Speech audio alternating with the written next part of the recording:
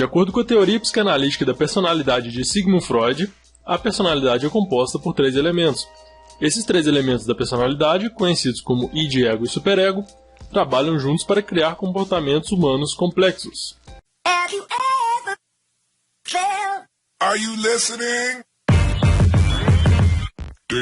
Vamos começar pelo id, até porque ele é o único componente da personalidade que está presente desde o nascimento.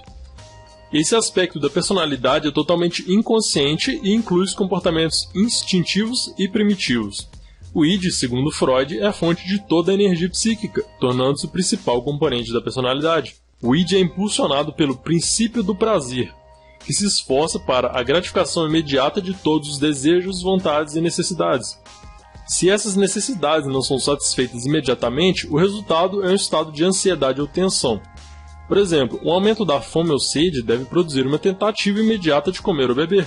O id é muito importante no início da vida porque assegura que as necessidades de uma criança vão ser atendidas. Se a criança está com fome ou desconfortável, ela vai chorar até que se cumpram as exigências do id, então ela vai ser alimentada e vai obter conforto.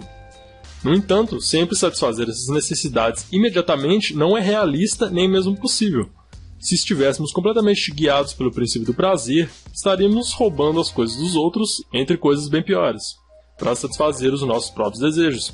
Esse tipo de comportamento seria perturbador e socialmente inaceitável. De acordo com Freud, o id tenta resolver a tensão criada pelo princípio do prazer através do processo primário, que envolve a formação de uma imagem mental do objeto desejado como uma forma de satisfazer a necessidade. O ego é o componente da personalidade que é responsável por lidar com a realidade. De acordo com Freud, o ego se desenvolve a partir do id e garante que os impulsos do id possam ser expressos de uma forma aceitável no mundo real. As funções do ego agem tanto no consciente quanto no pré-consciente e no inconsciente. O ego opera com base no princípio da realidade, que se esforça para satisfazer os desejos do id de forma realista e socialmente adequada. O princípio da realidade pesa os custos e benefícios de uma ação antes de decidir agir sobre desistir ou ceder aos impulsos. Em muitos casos, os impulsos do id podem ser satisfeitos através de um processo de gratificação atrasada. O ego acabará por permitir o comportamento, mas apenas no momento e lugar apropriados. O ego também descarrega a tensão criada pelos impulsos não satisfeitos através do processo secundário, em que o ego tenta encontrar um objeto no mundo real que corresponde à imagem mental criada pelo processo principal do id. O superego é o último componente da personalidade a se desenvolver. É o aspecto da personalidade que mantém todos os nossos padrões morais internalizados e os ideais que adquirimos dos pais e da sociedade. É como se fosse o nosso senso de certo e errado. O superego fornece diretrizes para fazer julgamentos e, de acordo com Freud, começa a surgir por volta dos 5 anos de idade. Há 2 partes do superego. A primeira, o ego ideal, inclui as regras e normas de bons comportamentos. Esses comportamentos incluem aqueles que são aprovados por figuras de autoridade parental ou outras. Obedecer a essas regras leva a sentimentos de orgulho, valor e realização. A segunda parte é a consciência, que inclui informações sobre as coisas que são vistas como ruins pelos pais e pela sociedade. Esses comportamentos são frequentemente proibidos e levam a consequências ruins, punições ou sentimentos de culpa e remorso. O superego atua para aperfeiçoar e civilizar o nosso comportamento.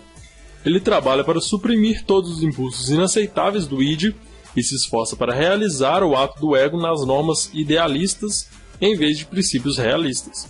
A interação entre id, ego e superego. Com tantas forças concorrentes, é fácil ver como podem surgir conflitos entre id, ego e superego. Freud usou o termo força do ego para se referir à capacidade do ego de trabalhar apesar dessas forças em conflito. Uma pessoa com a boa força do ego é capaz de gerir com eficácia essas pressões, enquanto que aquela com a força do ego demasiada ou pouca pode tornar-se inflexível demais ou muito perturbada. De acordo com Freud, a chave para uma personalidade saudável é o equilíbrio entre id, ego e superego. Vamos às 3 observações finais. Número 1. Ao discutir o id, ego e superego, devemos ter em mente que não são 3 entidades separadas com fronteiras bem definidas, mas sim que representam uma variedade de diferentes processos e funções dinâmicas dentro da mente. 2. Com o ego colocado no meio, e se todas as exigências forem atendidas, o sistema mantém o seu equilíbrio de poder psíquico e o resultado é uma personalidade ajustada. Se houver desequilíbrio, o resultado é uma personalidade mal adaptada. Por exemplo, com o id dominante, o resultado poderia ser um indivíduo impulsivo e incontrolável, por exemplo, um criminoso. Com o superego hiperativo, o resultado pode ser um indivíduo extremamente moralista, por exemplo, um religioso fanático. Um ego avassalador poderia criar um indivíduo apegado demais à realidade, por exemplo, extremamente rígido, incapaz de desviar de regras ou estruturas estabelecidas, e também incapaz de ser espontâneo, por exemplo, não conseguindo expressar os impulsos do id, ou também com a falta de um sentimento pessoal do que é certo e errado. Número 3, e talvez é mais importante porque é uma dúvida bastante comum, ou um erro bastante comum, é que id, ego e superego não são partes do cérebro. Então, se você abrir o crânio de uma pessoa, você não vai achar lá as partes que representam id, ego e superego, por mais que algumas pessoas queiram usar a neurociência para encaixar com a psicanálise do Freud.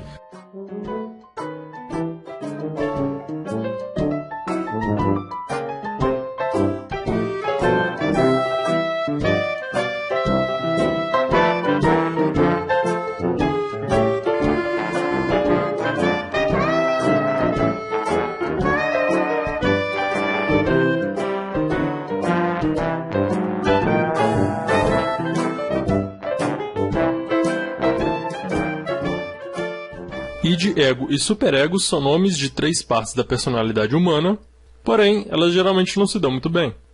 O id é a parte mais básica da personalidade e quer gratificação imediata para nossos desejos e necessidades. Por exemplo, Bruno estava com sede em um restaurante. Em vez de esperar o garçom para reabastecer seu copo de suco, ela estendeu a mão sobre a mesa e bebeu do copo de Marcos sem pedir. Um bebê, com fome, chorou até que ele foi alimentado. Uma criança que queria outra porção de sobremesa reclamou incessantemente até receber outra porção de sobremesa. Numa Black Friday, os clientes ficaram tão obcecados para comprar produtos em promoção que empurraram os outros para fora do seu caminho e pisaram neles, sem pensar 2 vezes antes de magoar as pessoas, se isso significasse que eles poderiam obter o que eles queriam, que eram os produtos com o preço bem abaixo do normal, ou não. O ego lida com a realidade, tentando satisfazer os desejos do id de uma forma que é socialmente aceitável no mundo. Isso pode significar adiar a gratificação. O ego reconhece que as outras pessoas têm necessidades e desejos também, e que ser egoísta nem sempre é bom para nós a longo prazo. Por exemplo, Bruno estava com sede, no entanto, ela sabia que o garçom iria voltar em breve para reabastecer seu copo de suco. Então ela esperou até obter uma nova bebida pelas mãos do garçom, mesmo que ela realmente só quisesse beber do copo de Marcos sem precisar pedir. Maria realmente queria o colar de sua mãe, mas sabia que sua mãe ficaria com raiva se ela pegasse sem pedir. Então ela primeiro perguntou a sua mãe se poderia usar. A mãe de Kátia tinha dado a ela R$25 para comprar mantimentos para o jantar naquela noite. No supermercado, Kátia viu um pote de Nutella e um Kinder Ovo e queria usar os R$25 para comprar. No entanto, se ela gastasse o dinheiro na Nutella e no Kinder Ovo, ela não teria o suficiente para comprar os mantimentos. Por isso ela decidiu que era melhor não satisfazer o desejo dela. O superego, que se desenvolve mais tarde, é baseado na moral e julgamento sobre o certo e errado. Mesmo que o superego e o ego possam chegar à mesma decisão sobre algo, a razão do superego para essa decisão é mais baseada em valores morais, enquanto a decisão do ego baseia-se mais no que os outros vão pensar ou nas consequências que uma ação pode acarretar. Por exemplo, no trabalho, Tomás teve muitas oportunidades de ser infiel à sua esposa. No entanto, ele sabia o dano que tal comportamento teria sobre a sua família, por isso tomou a decisão de evitar o contato com as mulheres que haviam manifestado interesse nele. Um atendente de caixa de um restaurante só cobrou do casal por uma refeição, apesar de eles terem comido 2. Eles poderiam ter ido embora apenas pagando por uma refeição, mas eles apontaram o erro do caixa e se ofereceram para pagar por ambas as refeições. Eles queriam ser honestos e sabiam que o dono do restaurante e os funcionários precisariam do dinheiro para ganhar a vida. Na escola, 2 crianças estavam tirando sarro de Joaquim porque ele usava óculos.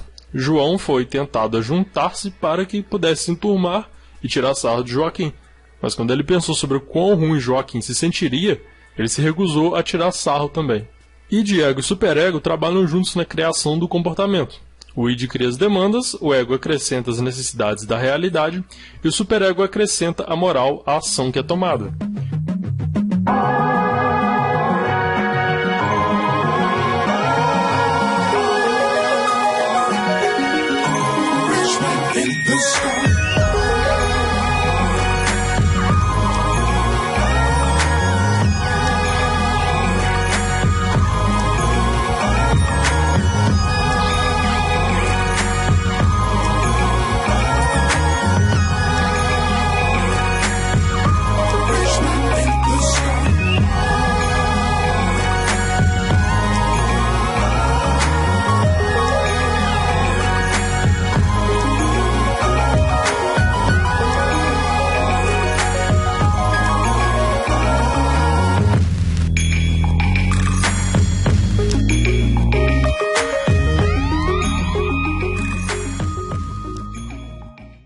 se ela pegasse